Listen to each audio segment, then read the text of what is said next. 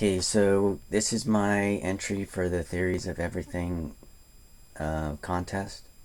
This video is basically about making extrapolations on Ian McGilchrist's two books, The Matter with Things and the Master and His Emissary.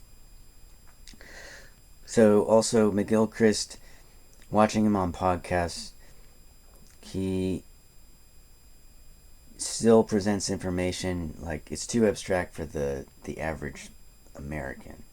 So he needs to provide a concrete picture of what's happening. And that's kind of what this video is also about. So the matter with McGilchrist is that he presents information in a way that only the abstract left hemisphere can understand. This is a problem because, as McGilchrist points out, our right hemisphere is involved in the apprehension of anything new or unusual, and this is because our right hemisphere is grounded in concrete experience, whereas our left hemisphere is grounded in our right hemisphere. And this fact is related to why our left hemisphere can become untethered from experience, because it's not directly relating to experience. Because our right hemisphere is grounded in experience and not untethered, is why our right hemisphere requires a concrete picture when learning anything new. From this, one can also understand why our right hemisphere develops faster at first, and then our left hemisphere becomes more prominent as we get older, hence becoming set in our ways. So the left hemisphere is almost like the adult world. Anger is also primarily triggered from the left hemisphere, as it seems like a response to any breakdown in one's expectations, and being set in your ways and reacting. Additionally, our left hemisphere is most active when things are going according to plan, according to expectation, whereas our right hemisphere is most active when things are not going according to plan, not going as expected. Our right hemisphere is what detects an issue with the plan, evaluates options, and revises the plan, and then tests it. The best way to describe this in a concrete metaphor is the struggle between Hal and Dave in 2001: A Space Odyssey. So obviously Hal is like he's trying to keep everything according to plan, status quo, and Dave's trying to revise the plan, right? So, and for our purposes, there are basically like four kinds of plans that we're going to be concerned with. So it's basically our technical know-how, our bureaucratic know-how, our aristocratic know-how, and like our rhythmically kinesthetic know-how. You have to imagine like timing and drumming,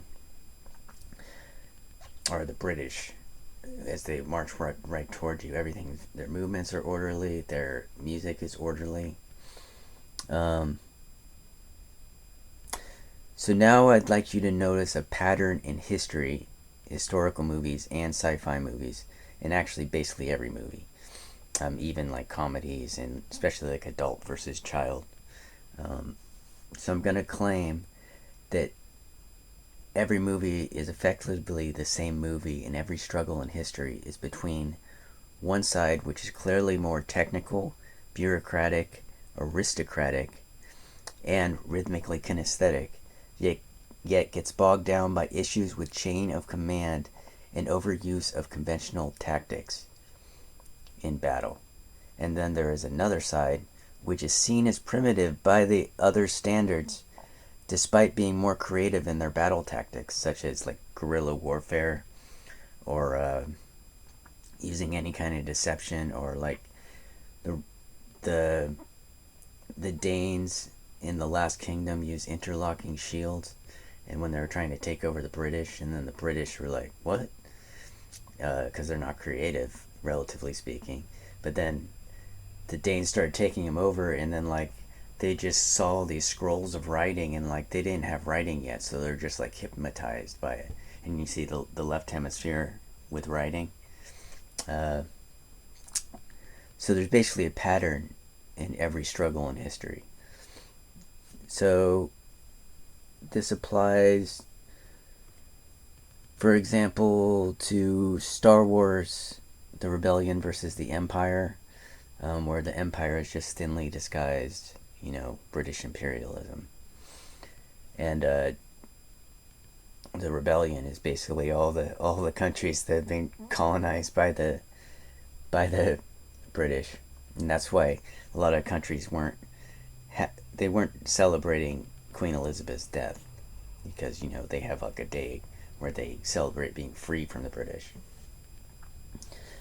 So even like Indians versus Americans, any minority versus white America, Vietnamese versus Americans, early Napoleon versus everyone, where he used his, like, because he was always outnumbered, he used guerrilla tactics. Uh, and then the other side always just kind of marches right towards them, like Prussia.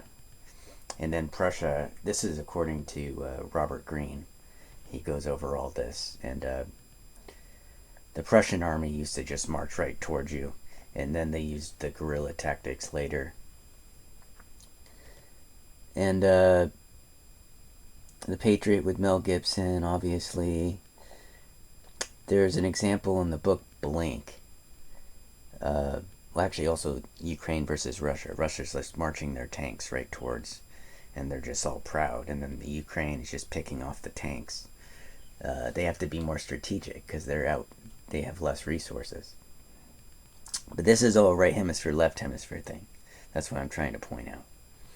In like the Malcolm Gladwell's book Blink, they talk about a war simulation they did like in the 90s or something, and they had like this hippie outside the box thinking general controlling the rogue side, and then the American side they had like all their normal generals. They're all proud of themselves, and then he just used a trick. He used different ways of signaling his airplanes rather than cell phones, and like then he lured their whole fleet into a certain area, and then he was able to destroy them. So that's what the right hemisphere does. It's like the charm of the underdog. Also, like Home Alone and The Goonies, or any of these science fiction movies, like The Matrix, where you have Zion versus the machines.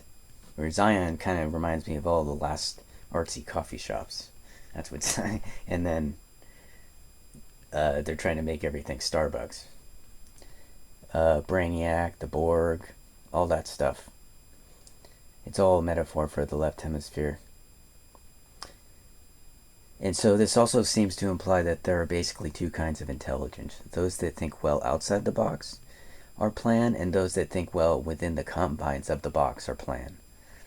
I like to imagine the character House MD versus the character Sean Murphy in The Good Doctor. Or if you prefer a real example, Richard Feynman in contrast to Stephen Hawking. Because in the early 80s, in an interview, Hawking bragged that he could do path integration in his head.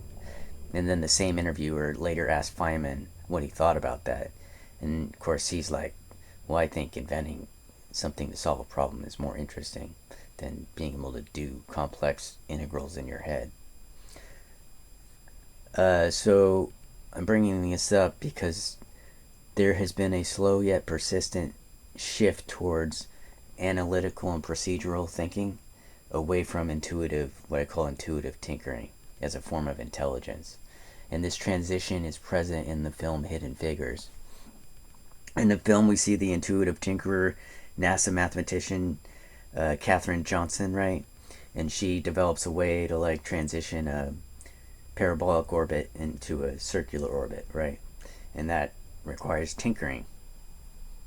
Well, that they show that her kind of intelligence is kind of being phased out by the computers, and then the people that are their minds work better at working the machines than like imagining new ideas. So let me blend this down. And so we even see like the notion of genius is shifting in like cinema. Like House MD became the Good Doctor, or the Mentalist becomes Mr. Robot. And even Einstein felt left behind by the next generation of physicists working on his field equations. Uh, so this is like a common thing. Like, I remember being in upper division astronomy labs, and I couldn't keep up. Like, I could do all the math in my head and visualize it and stuff and do it on paper, but when it came to like MathCAD and things like that, there was always like another person on our team that was doing that, and I was doing like the visualizing stuff. But I'm sure I probably wouldn't be able to make it now. And McGilchrist also makes a huge claim about the nature of cognitive disorders in his book, The Matter with Things. He primarily uses right hemisphere damage evidence to make a case that what we call these disorders, such as autism, OCD, schizophrenia, narcissism, extroversion, psychopathology, all seem like they're a left hemisphere overemphasis relative to the average population. Since the left hemisphere becomes more prominent as we get older, it makes sense that elders that become set in their ways actually resemble autistic people in some ways, with outbursts.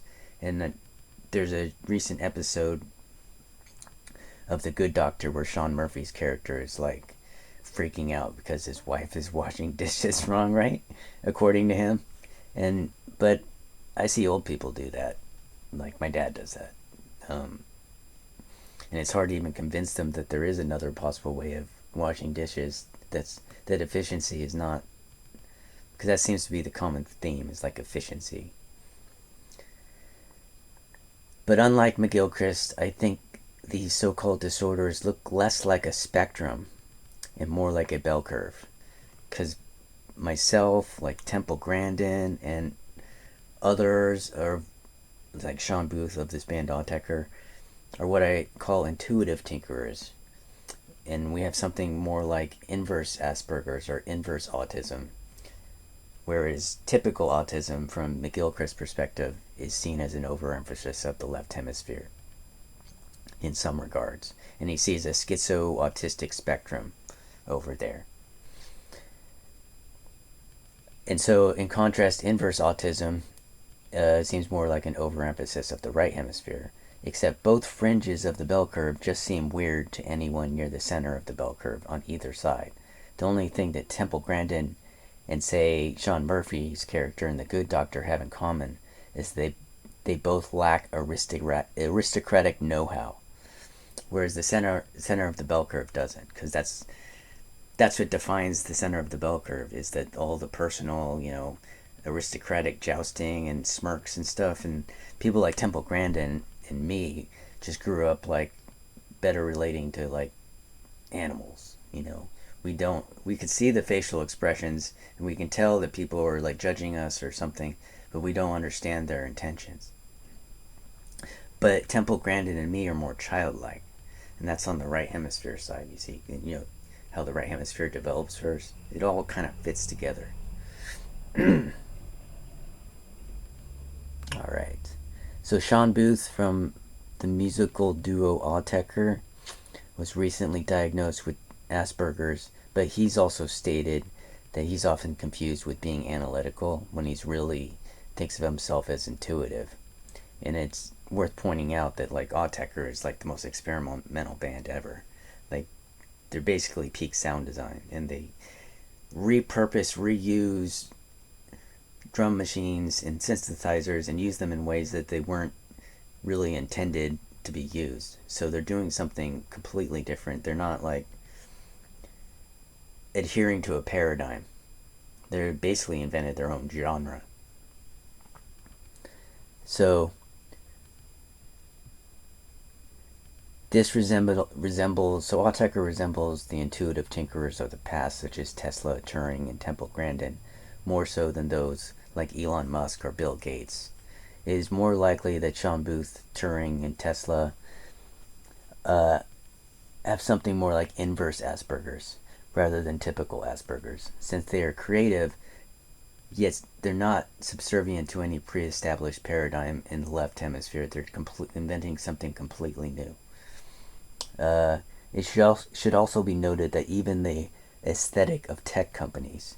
The virtual distorted shapes as people, like on the Google Fi commercials, that resembles schizophrenics. It's like if schizophrenics were on the very fringe, it's like if you go back on the bell curve, you're gonna get like that kind of a, it's like also McGilchrist points out that schizophrenics only draw virtual faces, and it's only virtual happy faces, and that goes with the left hemisphere's like overly cheery nature and its obsession with the virtual and the obsession with mechanistic or machines like the left hemisphere. And you can see how that kind of relates to tech and scientism and things like that, thinking everything's binary. All right. So Temple Grandin thinks better outside the pre-established box, inventing a new solution to a new kind of problem outside the plan, whereas Sean Murphy and the Good Doctor is better at seeing the entirety of known plans and definitions within an already well-established box. But although House MD is more right hemispherically emphasized than Sean Murphy, he is likely on the same side of the bell curve. And both Feynman and House MD could be both diagnosed probably with typical Asperger's. Although each have some of the inventive spirit of the right hemisphere, more so than their more procedurally inclined colleagues, they are still each subservient to the abstract paradigm, an abstract paradigm in their left hemisphere. All right. By virtual, I mean our left hemisphere is binary, whereas the world is not. And that's why, the left hemisphere is grounded in the right hemisphere, not directly in experience. That's where that fits in. For our left hemisphere, it either is or it isn't. It either will or it won't happen. And that's where we get that idea of maths either work or they don't work. And that's where people's left hemisphere, they're not seeing that it's not mapping onto the world properly, because the world isn't binary like that. For our left hemisphere, the world is binary since verbs are binary. That's where this is coming from. The language is all the left brain, you see. And then every is or isn't, that's binary. Okay. For our left hemisphere, there are no ambiguous definitions or uncertain conclusions because verbs are not ambiguous.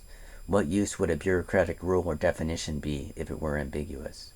And what use would technology be if we could not rely on it, expect it to work, unless expected problems occur? And digitization has further enabled the left hemisphere's virtual binary interface to expand its reach until we eventually start confusing things like latitude and longitude, seconds, grams, and meters, and the linguistic representation of phenomena in terms of equations. And we confuse that for the stuff itself, the qualitative stuff itself, because the left hemisphere just carves away quality, as McGilchrist points out, because it's not useful for anything. But nature does not seem to share the binary or digital nature of our left hemisphere.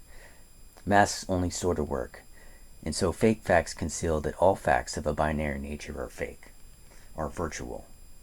We even run into issues in trying to define an electron in a non-ambiguous way. We say an electron has such and such a mass, even if it is always measured to be slightly different. We chalk this up to margin of error, but margin of error is just our left hemisphere's attempt to sweep non-binary variability under the rug. And this also seems to presume that there is a hidden precise quantity, or of the artificially uniform units which only exist in our left hemisphere anyway. I mean, there's no joules, right? It's not like the electrons literally divided up into units. It's like thinking that the Earth is literally composed of latitude and longitude lines. In actuality, an electron seems more like a quality which has quantitative coherency with other qualities, even if none of them are literally a quantity. This quantitative coherency means that, say, the speed of light could be defined as 1 or any number, as long as all the other constants are shifted accordingly so that they give the same empirical result. So in that way, you can see how the equation is floating over. It's not mapping experience directly. It's a representation, not a presentation. Furthermore, our left hemisphere thinks an electron's position is either here or there, or it's a paradox. And that the left hemisphere thinks that paradoxes only exist in our left hemisphere. Contradictions only exist in our left hemisphere. Our right hemisphere sees something as irregular, not as true or false. Okay.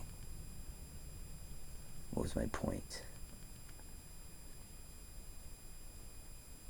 Okay, and our left hemisphere is able to entertain the possibility that an electron's position is always only partially defined.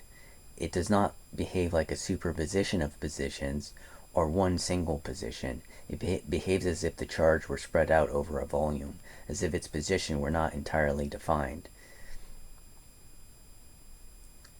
And how defined would be defined entirely? That's another issue. So the left hemisphere, all it can do is think something's a contradiction or thinking it's binary. It can't see the third option. But moving on, we'll return to that. Our right hemisphere uses rules of thumb or hunches, whereas our left hemisphere uses rules of fact. The assumption of theoretical sciences is that nature can be expressed in terms of rules of fact, like how we expect technology to obey rules of fact. If I push the button, the device turns on.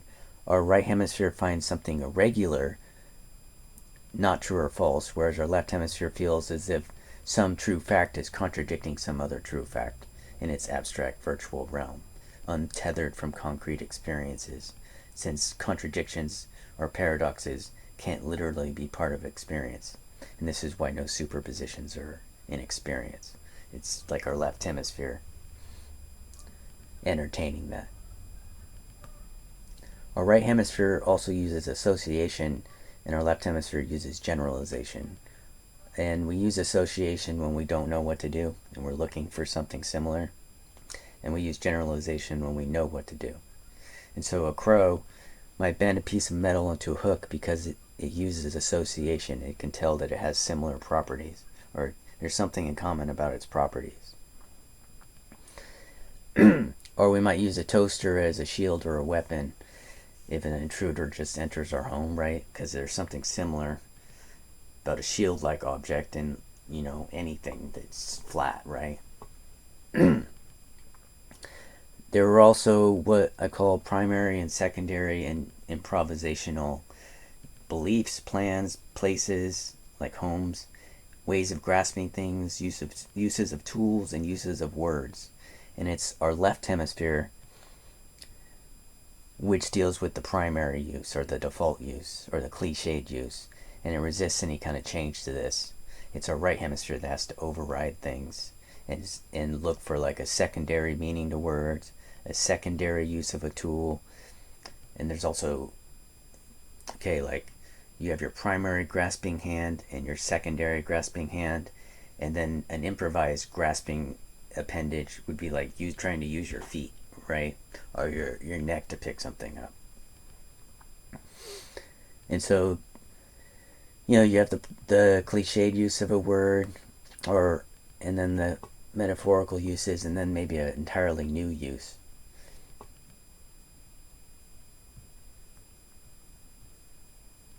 And you think of having like a primary home, like some people have a primary home that's fixed, and then they have secondary homes.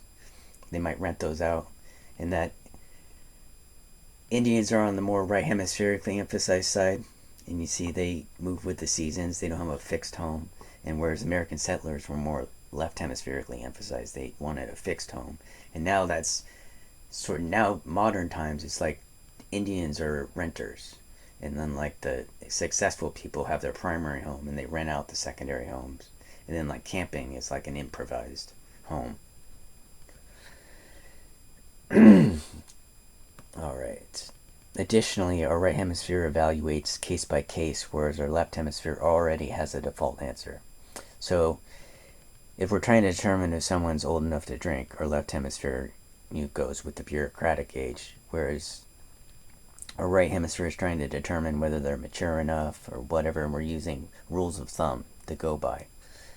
And similarly, like a baseball manager, his left hemisphere is looking at the metrics and the matchups, and then he might override that and let someone hit, and despite that, because he saw him hit in batting practice and he can tell that he's swinging the bat well, right? This also reminds me of the movie Armageddon. You have the outside the box heroes, right? Rough around the edges, seem primitive. But Ben Affleck's character in the end, where he's the driller, and he knows that the metrics, the computer is like overly safe, and he knows he has to keep drilling. But Bruce Willis is telling him to stop, and that's like the left hemisphere. And that's the same thing.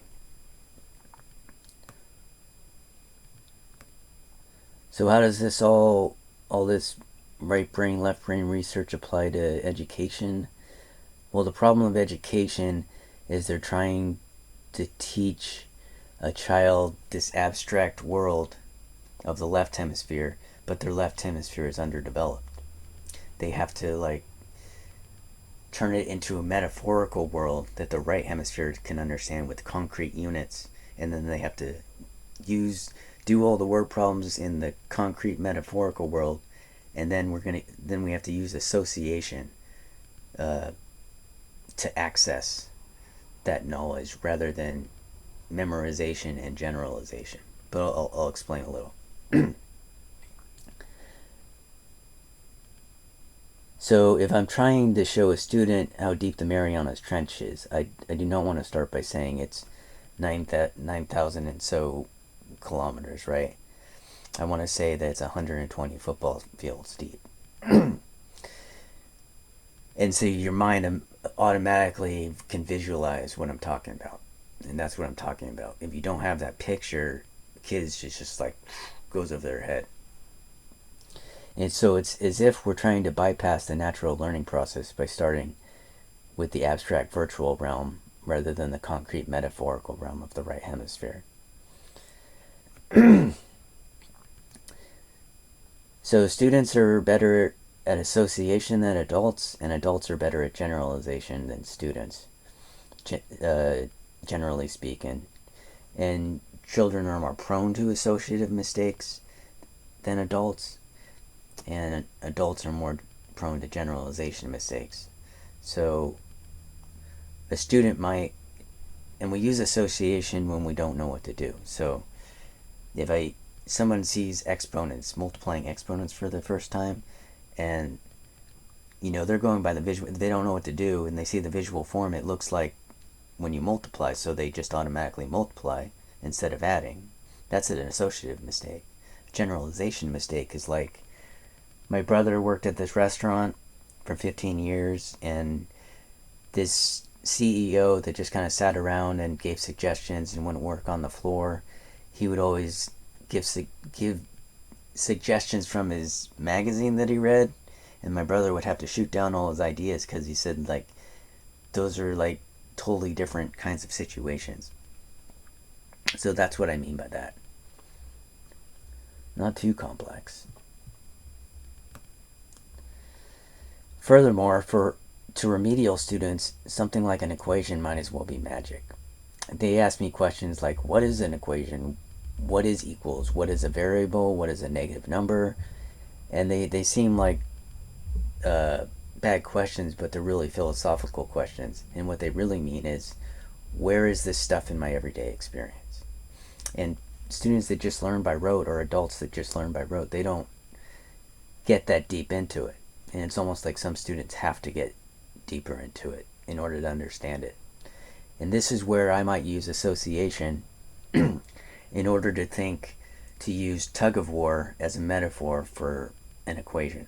I'm giving them a concrete metaphorical picture.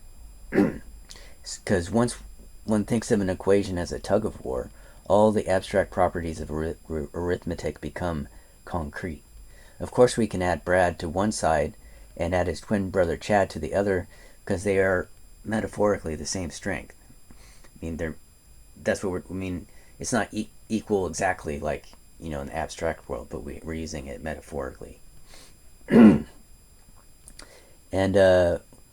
we might say a negative number is like being betrayed by a teammate whom decides to pull in the opposite direction. See, that's why there's no like, what is a negative number? A variable is also pretty abstract for some people. A variable is whom we have to place on one side so that the tug of war is balanced. That's really what that means in this picture. In fact, philosopher Ludwig Wittgenstein used to argue with mathematicians over whether a simple concrete picture was good enough to be taken as a mathematical proof, that you didn't need to use this highbrow abstract way of doing things. And given that students can use graphing programs online now, it's possible to have them play with these programs without knowing anything about them, and just trying to play with them and build hills and valleys and islands on a piece of graph paper, like a world, and then everyone's building a world, and then you run word problems in this metaphorical world, and where you use football fields as the units for each square, right? And you have to stay within the child's motivation, and it has to be funny, right? So what guys want to do is they want to bomb their friends, so they have to find the right parabolas. And they learn about even and odd functions and eccentricities without any definitions at first, you see. And then you can run all the word problems, like if this boat is going at this rate in football fields, right? And can this other boat overtake them? Those kind of problems. And then, the idea is that once they do all the kinds of problems, and then they go to the textbook and do the abstract version of it, they recognize it through association. Whereas otherwise they're learning by rote, and then they're trying to generalize. So we're trying to bypass generalization. I could barely breathe. Short breath. Although these methods are more useful for struggling students than more advanced students, it does enable advanced students to wonder if maybe Plato got it backwards. This is important. In light of the evidence that the right hemisphere grounds the left hemisphere and not vice versa, does that mean that the abstract virtual picture of the left hemisphere is like a simulation of the concrete metaphorical world of the right hemisphere? Does the concrete precede the abstract, not vice versa like Plato thinks? Furthermore, does the right hemisphere's concrete metaphorical picture of an equation, a tug of war, even have a more fundamental origin? That is there a more accurate description, or a more direct description, or a more literal description of, say, force A equals negative force B for like a cup sitting on a desk and they're pressing equal and opposite? Is it possible to describe this situation without a verb phrase, or without a because phrase? What about symmetry in force magnitude with an asymmetry in force orientation? I'm saying that something like that is a better description, even if it's not useful for calculating. Or you can redescribe gravity. I'm talking about describing it with concepts. What are the actual concepts that compose the idea? Like, when you say gravity, what you really mean is symmetry and orientation with an asymmetry in direction. So it's contracting rather than expanding. That's the asymmetry part. And then the symmetry part is that it has no preference in direction, how it's contracting. But, and so the idea is like, question is like, where did the concepts even come from? And why, if you look at like physical laws, they're always a juxtaposition of like something remaining the same and something changing. let's see. So to basically end this video, I'm going to propose that the right brain not only has a concrete part, it has an abstract part. And the left hemisphere doesn't simply have an abstract realm, it has a concrete realm. And the left hemisphere's concrete realm is the fact that it recognizes specific words, specific machines, in addition to abstract categories. And the right hemisphere, those two prepositional phrases I just told you, that where I was trying to describe gravity and stuff, I can say that and tell you about gravity, and you can because I'm using those words in a way that they've never even been used before, probably. And so you can't use like the literal meaning. I'm like pointing to the world almost, or an abstract picture that you already have of gravity, and I'm trying to define it with this. And I think it's only the right hemisphere that can do this. It's like repurposing the concepts. So another example, I call these atomic facts. And so when I was talking about like the electron position, you need concepts to describe that. So you can use like closure without closure of position, and that's like describing how it's a volume, right? And then like the energy levels of the atom, like you could see that they keep increasing, so it's unclosed, the energy levels, but like the size difference between them keeps getting smaller and smaller and smaller, and that's like without adding a without non-closure. So it's a conjoinment of two opposing ideas. And then in the nucleus, see, I think all these atomic facts come in fours, and it's just using all the different ways you can use concepts. And so the other two in this set of four, the nucleus, you have a closure of the energy spacings within the non-closure, or jumps in the energy levels for the nucleus, meaning like they don't keep getting smaller and smaller. And then you use the opposite concept for non-closure of type of baryon. For the in the nucleus, you have the neutrons and the protons. So there's a non-closure of type, two types of increases in energy, and then that's within a non-closure of kind, or sorry, closure in kind, for they're both baryons. And then there's other atomic facts that describe the atom, for example, like the energy levels, like they change, but they change in a uniform way, so it's like change without change, or novelty without novelty. Or the orbitals, they're the same. Mean an s orbital here and an s orbital there, but then there's a difference. There's something that's remaining the same, that's the unnovelty, and the without unnovelty part is what's not staying the same. And I don't want to get too much into that because it gets pretty abstract. I'm just trying to point out that this is part of like a more general picture. Anyway, I think that's all I want to talk about. Thanks.